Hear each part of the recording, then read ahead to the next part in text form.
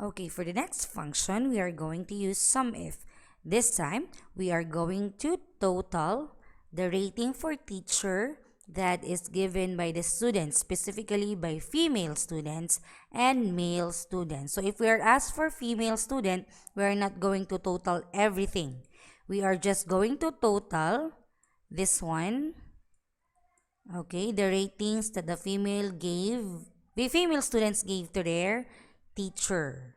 So the same thing will go with the syntax, equal sign, your function, which is the SUMIF, open parenthesis, and highlight your first range, which is the column where our criteria is found. So we are asked for the female's rating, so we will type the word female as our criteria, double quotation, comma, and then the next range would be the column where the ratings are located.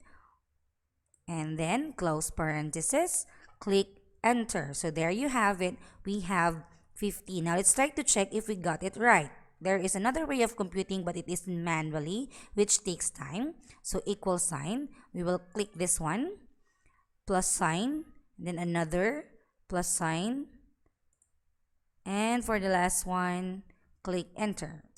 So the same thing, we had it right. The answer is 15. The total rating of the students given to teacher is 15.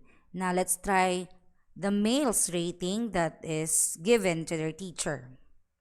Equal sign, function, SUMIF, open parenthesis. Again, we will highlight the same range because that is where we are seeing our criteria, comma, double quotation, our criteria, the word male, comma, and then again the range where we are going to compute the rating that the male students given to their teacher, close parenthesis, and then enter. So there you have it.